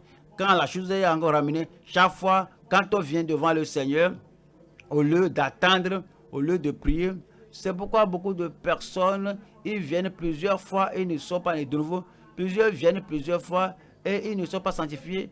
Plusieurs viennent plusieurs fois et ils ne sont pas remplis ni baptisés du Saint-Esprit. C'est parce qu'ils refusent d'attendre, ils refusent de prendre au sérieux les promesses de Dieu jusqu'à ce qu'ils soient baptisés dans le Saint-Esprit. Mais c'est dit que mais vous recevez une puissance. Moi, je recevrai une puissance. Mais vous recevrez une puissance. Le Saint-Esprit survenant sur vous. Et vous serez mes témoins à Jérusalem, dans toute la Judée, dans la Samarie et jusqu'aux extrémités de la terre. Que le Seigneur le fasse et fortifie chacun de nous au nom de Jésus-Christ. Acte 2, 39. Acte 2, 39. Car la promesse est pour vous. Quelle promesse? Je dis, la promesse est pour vous. Je dis, qui a la promesse aujourd'hui? Qui a la promesse aujourd'hui? Car la promesse est pour vous, pour vos enfants, même à vos convertis, et pour tous ceux qui sont au loin en aussi grand nombre que le Seigneur, notre Dieu, les appellera. Le Seigneur, notre Dieu, les appellera. Notre Dieu lui-même nous donnera la plénitude de l'Esprit, la puissance de l'Esprit, l'effusion de l'Esprit au nom de Jésus-Christ. Est-il capable? Je dis, est-il capable? Éphésiens 3, 20. Éphésiens chapitre 3. Lisons le verset 20. Éphésiens 3, 20. Or à celui qui peut faire. Le Seigneur est-il capable? Or à celui qui peut faire par la puissance qui agit en nous, infiniment au-delà de tout ce que nous demandons ou pensons. La puissance là agira en vous. La puissance là agira dans votre âme. Cela agira dans votre esprit, selon la puissance là qui agit en nous. Or à celui, or au Seigneur, or à celui qui peut, or à Dieu qui peut faire par la puissance qui agit en nous, infiniment au-delà de tout ce que nous demandons ou pensons. Tout ce que vous demandez, le Seigneur est en mesure de le faire aujourd'hui. Tout ce que vous méditez, le Seigneur est en mesure de le faire aujourd'hui. Toutes les promesses que vous réclamez aujourd'hui, le Seigneur est en mesure de l'accomplir.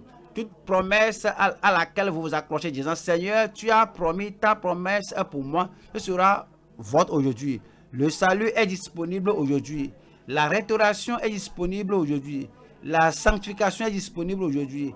La guérison et la délivrance sont disponibles aujourd'hui. L'accomplissement des promesses de Dieu sont disponibles aujourd'hui.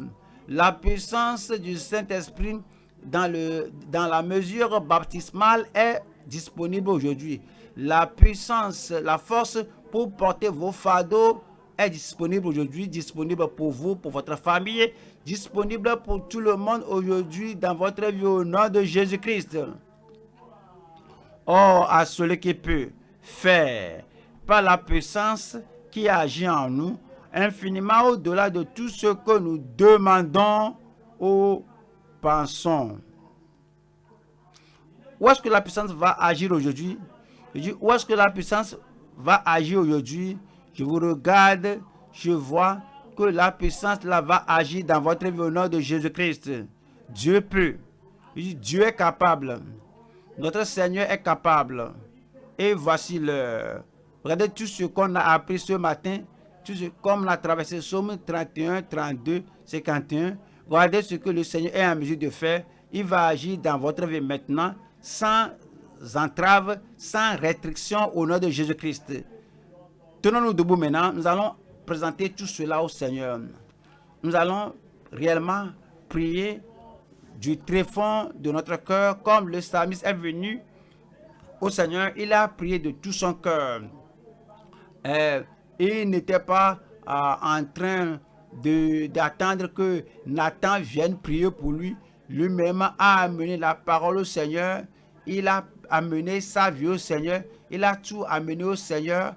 Et le Seigneur l'a exaucé. Ouvrez la bouche et parlez au Seigneur en prière.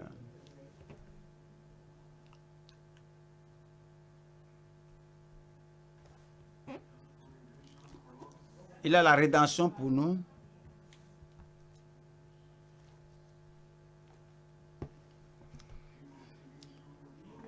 La réconciliation avec Dieu.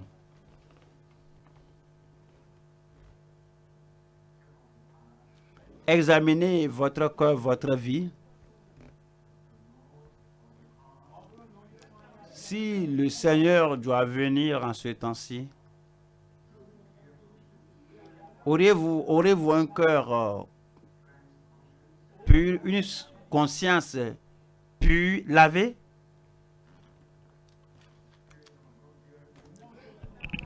L'Esprit de Dieu rend-il témoignage à votre cœur que tout va bien avec vous, que tu es en bon état avec vous?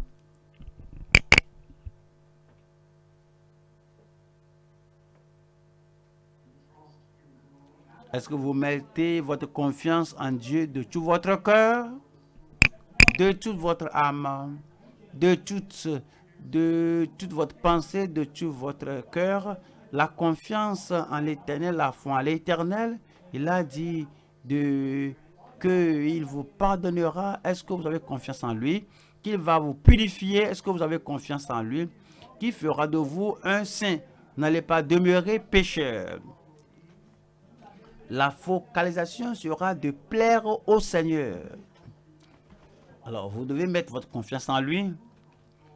La vérité de Dieu demeure-t-elle dans votre cœur? La vérité sans erreur, la vérité sans hypocrisie, la vérité sans modification. Est-ce que la vérité du Seigneur demeure-t-elle dans votre cœur? La vérité et la véracité, la vérité dans vos paroles, la vérité dans vos relations, dans vos interactions, la vérité du Seigneur est-elle dans votre cœur?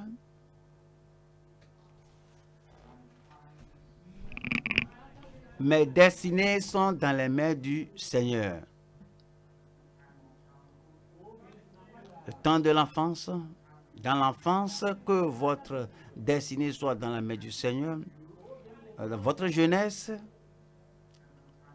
que ce temps de votre jeunesse soit dans les mains du Seigneur.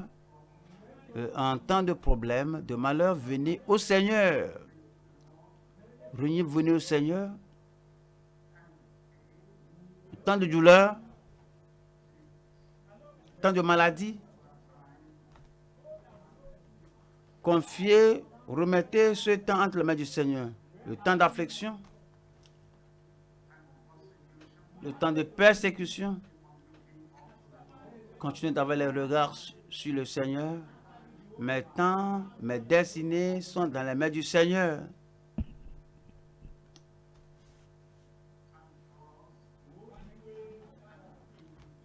Le temps de colère, d'indignation,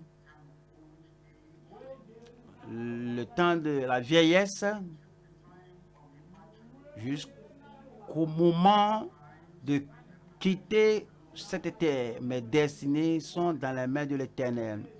Vous marchez comme étant dans sa présence à tout moment, en vous confiant en lui, en vous appuyant sur lui, en le croyant, en le priant, en s'accrochant, en s'accrochant aux promesses de Dieu, en marchant, en vivant de façon transparente devant le Seigneur. Mes destinées sont dans ta main. Et lorsque nous sommes réellement pénitents,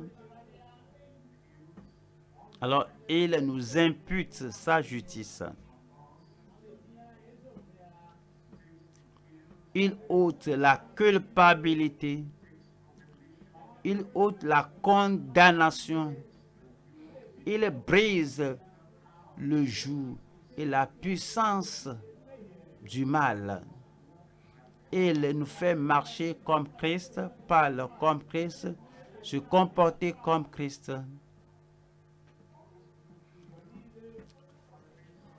Chaque fois, regardez le visage du Père.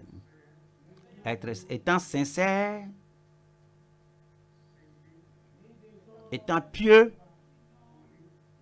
étant saint, étant juste, étant parfait,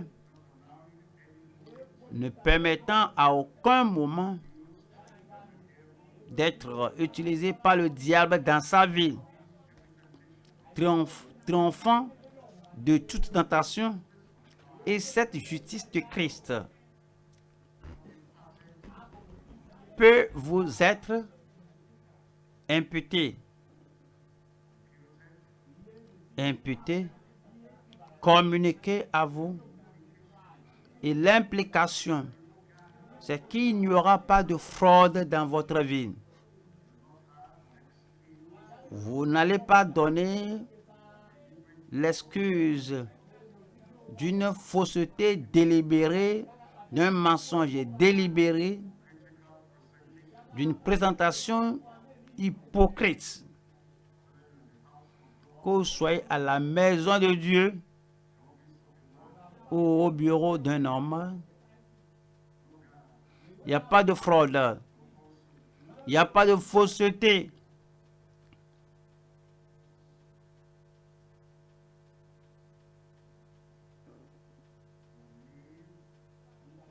Vous allez vivre. Vous allez vivre de façon transparente. Ne confessez pas les péchés d'autrui. Confessez et délaissez vos péchés.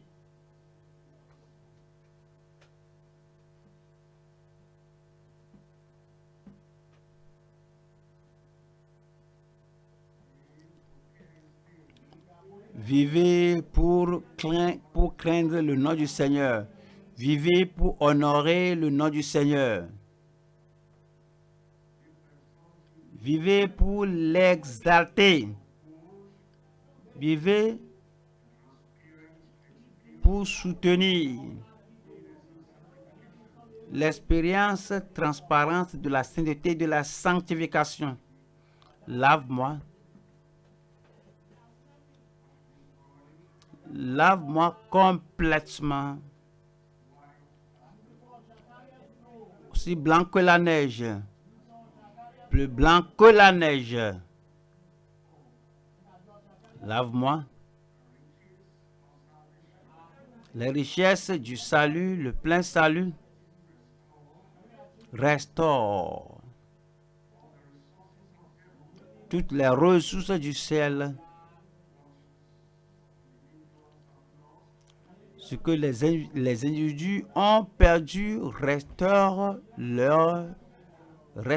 leur. Ce que l'Église a perdu, restaure-le.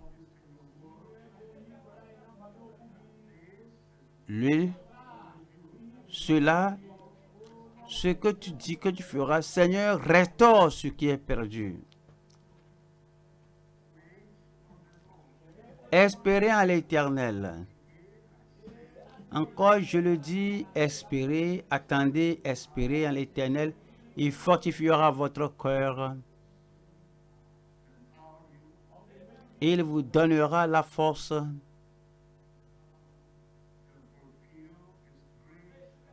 Il accomplira ces grandes promesses gracieuses dans votre vie. Vous allez expérimenter de nouveau sa puissance.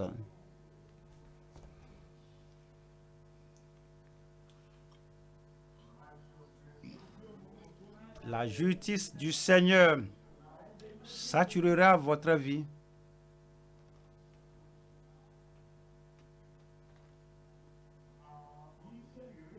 La puissance de l'Esprit vous enveloppera.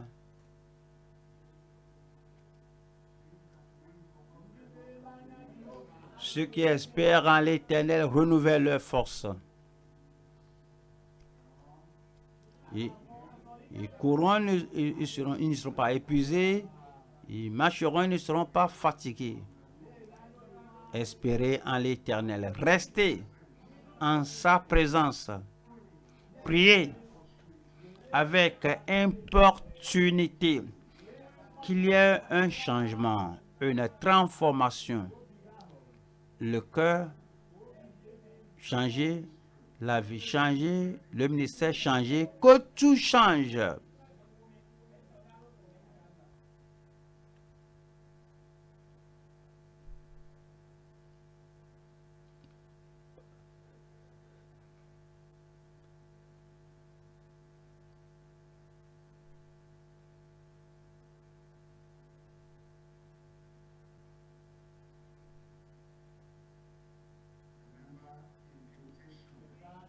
Rappelez-vous l'imputation. Croyez-y. Rappelez-vous la communication. Croyez-y. Et rappelez-vous l'implication de la pleine justice, la justice céleste, la justice divinement donnée, la justice de la foi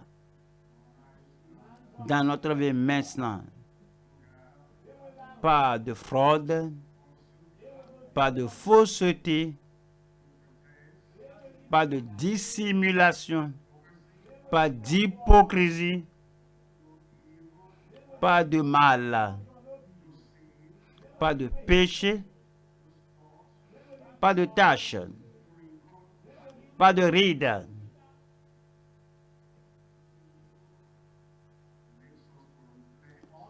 Il nous fait ressembler à la vie de Christ.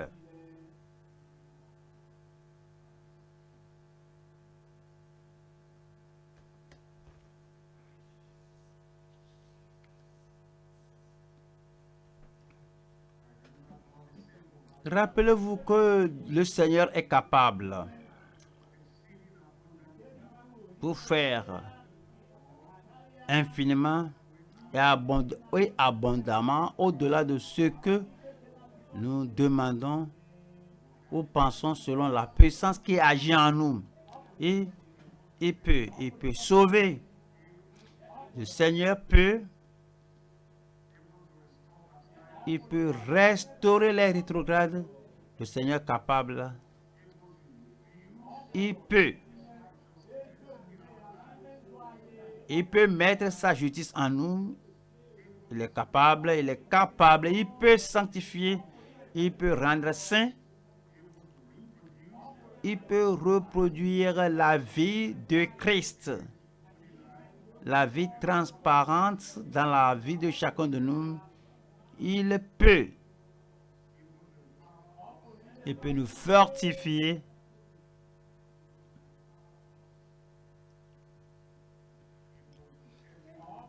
Il peut nous envelopper, dans le Saint-Esprit. Vous recevrez une puissance. Le Saint-Esprit survenant sur vous. Vous serez mes témoins à Jérusalem, en Judée, dans la Samarie, jusqu'aux extrémités de la terre. Au nom de Jésus, nous prions. Et que le peuple de Dieu dise: Père, nous te remercions, nous bénissons ton nom pour ta parole. Merci pour ton peuple, les croyants d'autrefois qui ont confiance en toi, comme David, comme Abraham et comme ces patriarches d'autrefois, et qui ont marché par la foi, ils ont vécu par la foi. Nous prions, Seigneur, que la bonne chose que tu as faite en eux, fais tout dans notre vie au nom de Jésus-Christ. Tous ceux qui ont confessé et abandonné leurs péchés, ils sont venus en repentance, étant pénitents, ils sont venus cherchant la face du Seigneur pour le véritable salut, pour l'expérience définie de la régénération, pour l'expérience définie d'être transformé, d'avoir une vie transformée. Je prie que tu exauces leur prière avec une expérience définie du salut au nom de Jésus-Christ. Je prie pour ceux qui savent qu'il est rétrograde et qui sont revenus à toi. Ils veulent maintenant vivre la vie, mener la vie qui porte ta justice, qui démontre ta justice, une vie qui déclare ta justice. Je prie, Seigneur, comme tu as promis de restaurer la joie du salut, la victoire du salut, la justice du salut, ce témoignage du salut, restaure cela à ces rétrogrades au nom de Jésus-Christ. Seigneur, nous prions que l'expérience définie, authentique de marcher avec toi, d'être lavé aussi blanc que la neige, et plus blanc que la neige, soit accordé à chacun de nous au nom de Jésus-Christ. Tu peux sauver, tu peux sanctifier et tu peux fortifier, nous donner la puissance. Je prie que ceux qui sont sauvés, sanctifiés, mais qui n'ont pas attendu, qui n'ont pas assez prié, qui n'ont pas assez cru, qui n'avaient pas assez soif, qui ne sont pas assez passionnés pour avoir la puissance et le baptême du Saint-Esprit dans leur vie. Je prie que tu leur accordes la grâce de demander par la foi et que tu remplisses chacun du Saint-Esprit au nom de Jésus-Christ. Je prie que toutes les ressources de l'Esprit, les richesses de l'Esprit, la force de l'Esprit et tout ce que l'Esprit nous donne lorsqu'on est saturé, baptisé dans le Saint-Esprit, soit accordé à tout le monde au nom de Jésus-Christ. Et l'illumination de l'Esprit, la direction, l'orientation, l'inspiration, l'énergie et la réanimation de l'Esprit et l'orientation, la révélation du Saint-Esprit, accorde cela à chacun de nous au nom de Jésus-Christ. Je prie qu'après ce culte arrivé à la maison, nous allons espérer en toi. Nous allons rester devant le Seigneur et tout ce que nous avons appris aujourd'hui, tout ce que tu nous as révélé aujourd'hui, que tu déverses sur ton peuple au nom de Jésus-Christ. Donne une vie transparente, une vie triomphante, jusqu'à ce qu'il n'y ait pas de fraude, ni d'hypocrisie, ni une vie superficielle de mauvais caractère. Donne-nous cette vie transparente et victorieuse au nom de Jésus-Christ. Je prie que tout ce qu'on a demandé en prière, ceux qui ont besoin de la guérison, de la délivrance, de la touche de Dieu dans leur vie, fais-le pour tout le monde. Et je prie, Seigneur, que les richesses du royaume, que nous allons porter cela dans notre cœur, dans notre vie, dans notre esprit, au nom de Jésus-Christ. Partout où nous nous trouvons, aide-nous à tenir ferme comme de véritables enfants de Dieu, lavés, purifiés, épurés, revêtus de puissance entièrement au nom de Jésus-Christ. sois glorifié dans chaque vie. Je prie, Seigneur, que personne ne quitte ce culte les mains vides. Fais quelque chose de nouveau dans chaque vie. Quelque chose de nouveau dans chaque vie. Quelque chose de puissant et de merveilleux dans chaque vie. Et mets le témoignage dans chaque bouche. Nous te remercions, Seigneur, parce que tu nous as exaucés. Au nom puissant de Jésus, nous prions. Et que tout le monde dise Amen. Saluez tous nos frères, ceux qui n'étaient pas venus, ceux qui n'étaient pas en mesure de venir. Je sais qu'ils sont connectés, mais je voudrais les voir. À la prochaine, je vous verrai, vous et votre famille, vous et vos enfants. Enfants, que Dieu vous bénisse partout où vous vous trouvez. Le pasteur vous aime, il pense à vous. Je vous verrai au nom de Jésus-Christ. Merci beaucoup.